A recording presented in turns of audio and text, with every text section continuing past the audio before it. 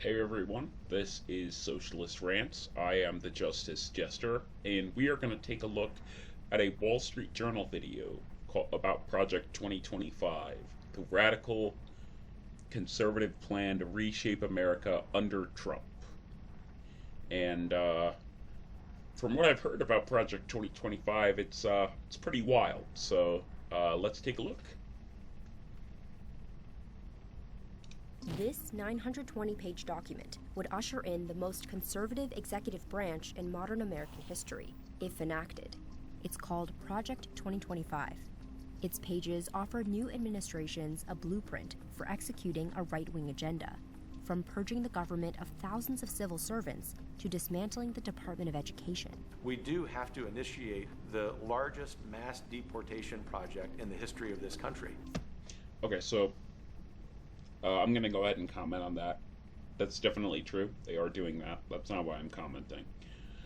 Why I'm commenting is the reason that they want to dismantle the Department of Education is they want to create a new peasant class.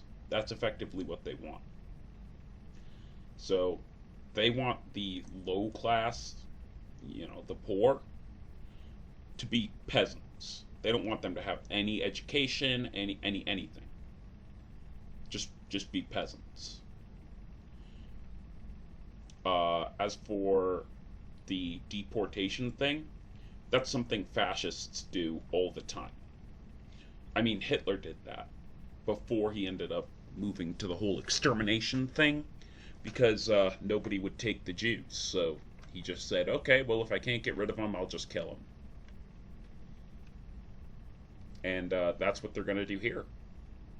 When nobody takes, the communists and the minorities and whatever, women are going to lose all their rights. That whole thing. They're basically trying to pull a Nazi Germany in 2024. So we'll see how that goes. I hope it does not go well. Former President Donald Trump has distanced himself from Project 2025, but Democrats Gee, I wonder why.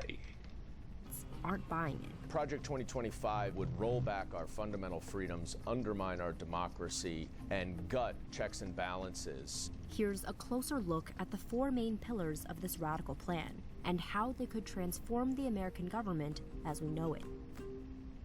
One of the things that's interesting about Project 2025 is the tone. You hear the term woke mentioned dozens of times, radical mentioned dozens of times. It's remarkably driven by... Okay, hold on. I just saw something. Radical mentioned dozens of times. It's remarkably... Yes. Radical gender, racial, and equality.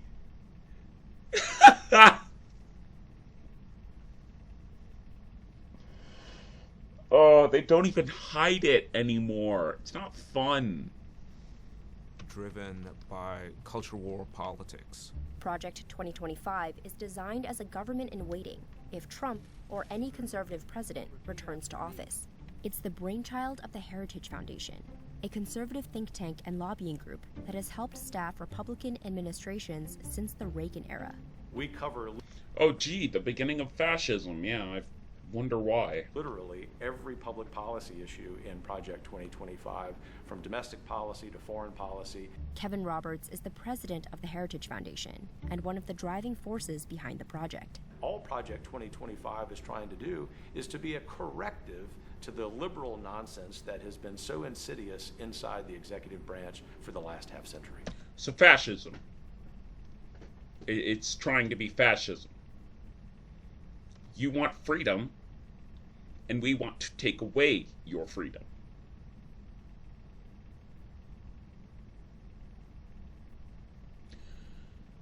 Okay. The Heritage Foundation says Project 2025 is backed by more than 100 conservative organizations and a $22 million budget. So I think the size, scale, and sophistication of Project 2025 is unprecedented. The project has four main pillars: a policy plan, a personnel database, an online academy, and a playbook for the president's first 180 days in office. We can be ready to hit the ground running on day one of the next administration. The first pillar is a policy agenda that focuses on dismantling the so-called administrative state, or what some conservatives call the deep state.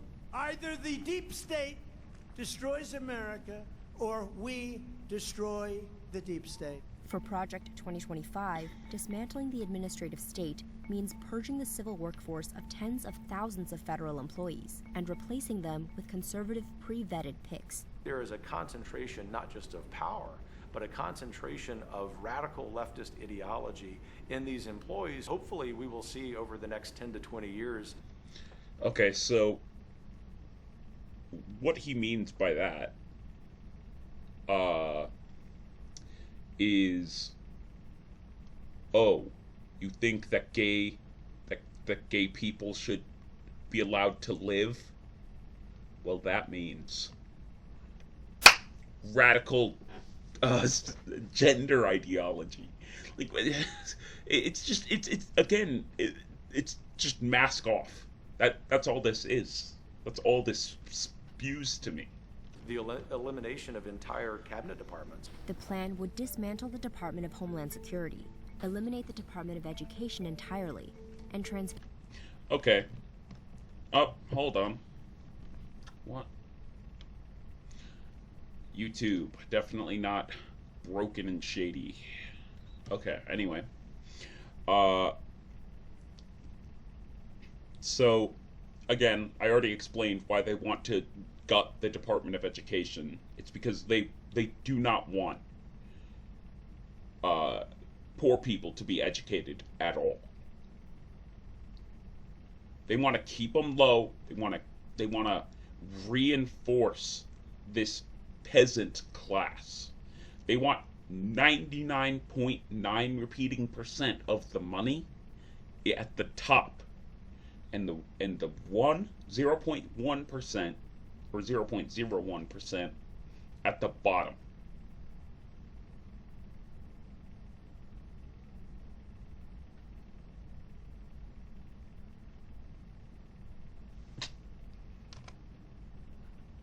Oh, what? Hold on. I'm stupid.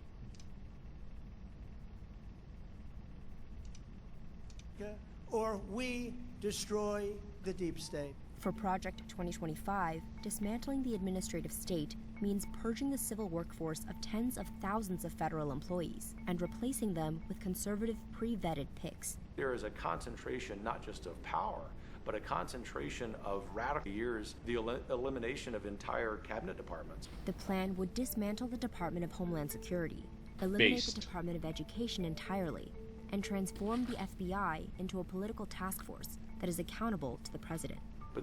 Oh, he does not want any investigations into him. Oh, President Trump. Oh, how I yearn to suck your testicles. The leadership of the FBI has been awful and rotten and not transparent for a long time. It is very important that Congress reestablish its purview over the FBI generally, its jurisdiction. To give a sense of how radical this is, the FBI is an organization that has never been run by a Democrat. And so this is an organization that in its bones is a fairly conservative organization, and where now you have right-wing voices saying that it should be eliminated. The playbook also outlines a plan to bring many federal agencies, like the Department of Justice, under more direct presidential control. Oh, of course. Because being a part of the executive branch where the president gets to appoint whoever the fuck he wants to run it is not under enough presidential control. What Project 2025 articulates is the idea that the president should be the one directing the activities of the Department of Justice, even if that means that the president will not be investigated, or that the DOJ will be sent to attack the president's political enemies. We will root out. Of course, the president needs to become Marxist. Okay. The president needs to become the king.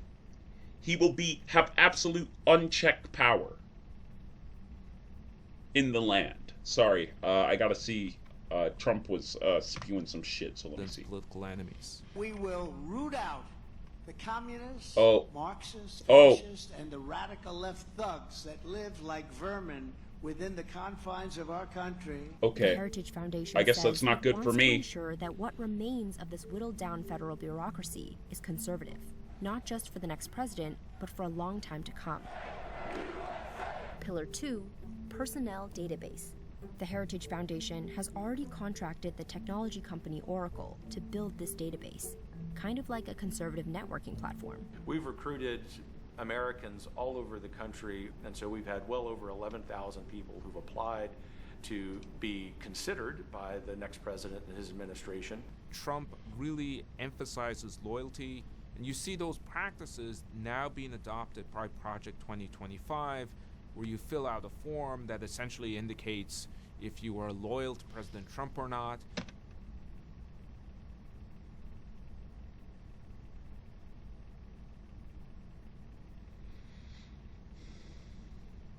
Once they're fully vetted, they can move on to Pillar 3, an online presidential administration academy that would train.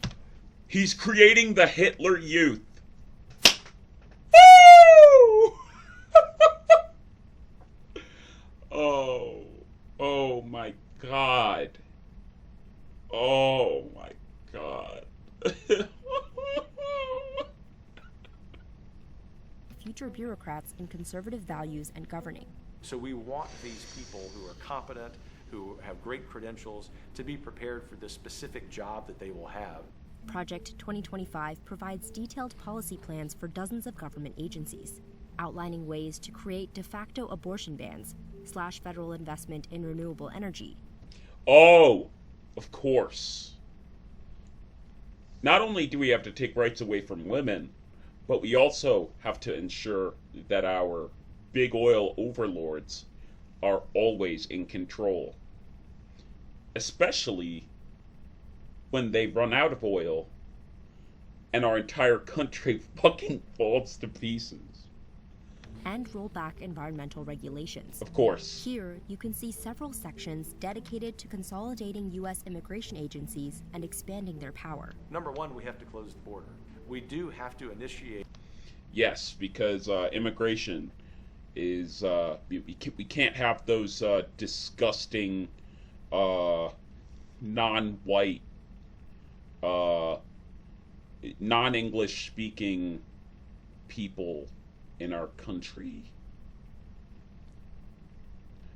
You know, I just love how mask off the fascism is here, because like the Republican Party used to say America is the country of immigrants, which it is, by the way.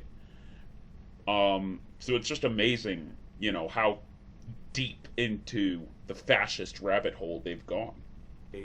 The largest mass deportation project in the history of this country. The 12 million people who've come in as illegal aliens must be sent back to their native countries.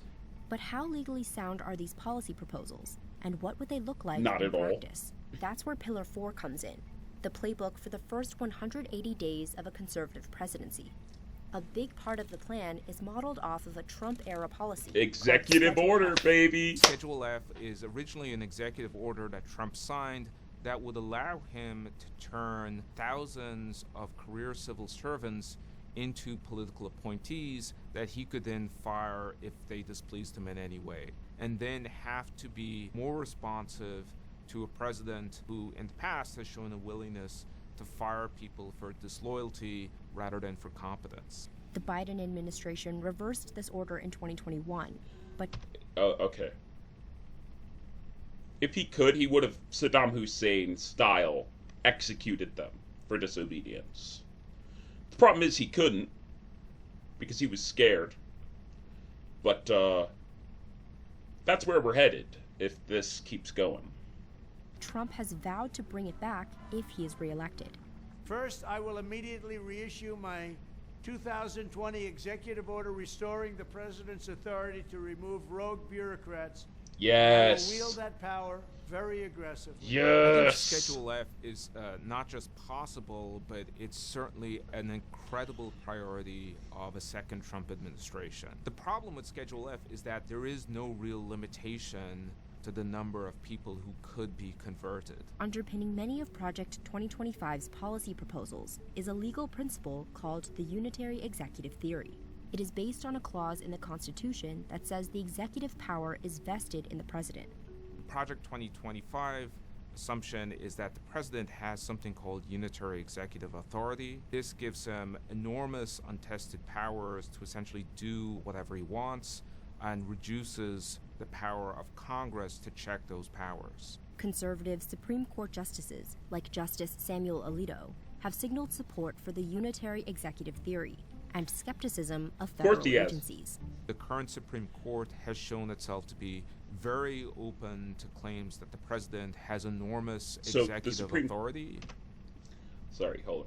The Supreme Court, at this point, is the most corrupt organization in the United States. Like, even more than Congress. Even more than Congress! I never thought I would see the day. Like, when Clarence Thomas didn't take John Oliver's offer for like $50 million or whatever, I was extremely surprised. Because he's been so mask off that at this point, like, why keep any mask, any veneer of legitimacy at all? And so should be able to hire and fire people at will. In July, the Supreme Court granted presidents immunity for any official acts taken while in office. Legal experts say this decision could set the stage for expanding presidential power. Trump would be looking at a Supreme Court that would be quite sympathetic to his claims that he has... Not just sympathetic, it's directly under his control, but, extraordinary executive powers, far more than previous presidents, and would allow him to do things that previous Supreme Courts would have checked with other presidents. Other legal scholars say the unitary executive theory and some of Project 2025's more radical proposals simply aren't realistic. It will inevitably draw dozens of lawsuits if all of its policies are implemented. So you cannot eliminate an agency without Congress agreeing to that. Congress has the power to create agencies and to eliminate agencies, unless the Supreme Court suddenly grants new power to the president. Which it will. Project 2025 has garnered increased attention on social media. Project 2025. Project 2025. Project 2025. As Democrats shine a spotlight on its sweeping proposals. Project 2025 will destroy America. Look it up. This agenda is a fascist, authoritarian dictator. Based. I'm so glad that I'm not the only one saying this shit. Thank you. Thank you, Daniel Goldman. Thank you. Dream. And we know that that is exactly who Donald Trump wants to be. Democratic Congressman Dan Goldman is part of the Stop Project 2025 task force. So what we are trying to do is make sure that every American who is going to go to the ballot box on November 5th knows exactly what they will get if Donald Trump wins. More recently, Trump made moves to distance himself from Project 2025. In a Truth Social post. So, of course he's saying this, and the reason he's saying this is because he needs he needs regular conservatives. Fascists don't make up enough of the United States. They make up about 30% of the population. He doesn't have enough people to win if it's just fascists. So he needs to convince some amount of centrists and conservatives that voting in these fascist policies is in their best interest, which it isn't, but he needs to convince them. Donald Trump, master convincer as always, just says, oh, I don't know anything about Project 2025. Yeah, horse shit. Of course he knows about it. He said he knew nothing about it, calling some of the proposals ridiculous and abysmal. Goldman says these statements are part of a larger political strategy. So many of his former top officials are at the head of Project 2025. It is a political calculation that he's making because he recognizes that the American people do not support this extremist agenda. President Trump is trying to win a presidential campaign, and we understand that he has to make political considerations. Given the millions of dollars that the left has spent attacking Project 2025 because they have nothing else to run on, I wasn't surprised to see President Trump. Back in 2022, Trump spoke to the Heritage Foundation and was direct about its role in crafting. Sorry, I accidentally messed up and paused my my thing. Hold on. Support this extremist agenda. President Trump is trying to win a presidential campaign, and we understand that he has to make political considerations. Given the millions of dollars that the left has spent attacking Project 2025 because they have nothing else to run on. I'm not sure if he understands that Project 2025 is just the whole thing is fascism. That's it. They just want to put a man in power that has unchecked power. That's it.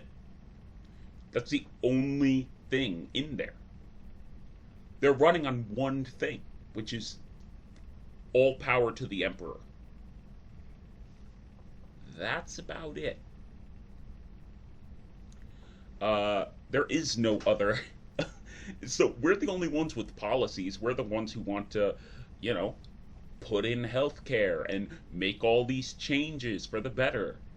All conservatives want to do is we just have to drag them kicking and screaming, and not conservatives, fascists.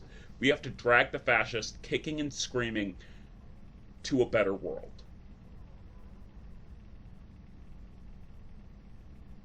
Let's finish up the video, and then I can go ahead and tell you exactly what I'm thinking. I wasn't surprised to see President Trump's statement, nor are there any hard feelings. Back in 2022, Trump spoke to the Heritage Foundation and was direct about its role in crafting future policy. This is a great group, and they're going to lay the groundwork and detail plans for exactly what our movement will do and what your movement will do when the American people give us a colossal mandate to save America, and that's coming. That's coming. Hold on, sorry, I accidentally hit the button. So no, it isn't. No, it's not. The only reason that would come is if, effectively people died. If okay, that I'm sorry, my brain is just not functioning right now, so that's why I just hit died. But the only reason people would vote in Donald Trump is because they're either brainwashed, stupid, or both. They're either brainwashed into believing that fascism is good, stupid in that they don't see what the Conservative Party has become, or both. Or they're trolls. Those are the three. They're acting in bad faith. Like Trump is acting in bad faith. He's not a fascist. But he knows that placating the fascists is his fastest way to becoming the most powerful man on Earth. And so he's going to go along with their agenda. But I highly doubt he actually believes any of this shit. Like, he's not a homophobe. He's not a transphobe. I know he did the trans-military ban. That was to placate fascists. And he got, like, almost nothing done in his presidency because he doesn't actually care about doing the job. He just wants the job. You know? Trump's own policy platform closely resembles many of Project 2025's proposals, too. From cracking down on immigration to blocking gender-affirming healthcare and stopping a woke and weaponized government. Given the persuasiveness of these ideas, the overlap that exists between Trump's stated priorities and the priorities of the project, that will all sort itself out. It really is the conservative playbook, not just for the next year or two, but hopefully for the next generation. So, it's not going to be for the next generation because the next generation which is Gen Z. This is the first time that Gen Z in any meaningful number can actually vote. So, other than, I suppose, the 2022 midterms, the newest generation does not want fascism. I would know, because I know a lot of Gen Zs myself. They don't want fascism. And I hope they're not stupid enough to vote for this fucking insane agenda. If you liked the video, you can leave a like, you can comment, you can subscribe. I'm not going to force you to do any of those things, but if you want to do them, you can. If you didn't like the video, petition YouTube to turn the dislike numbers back on.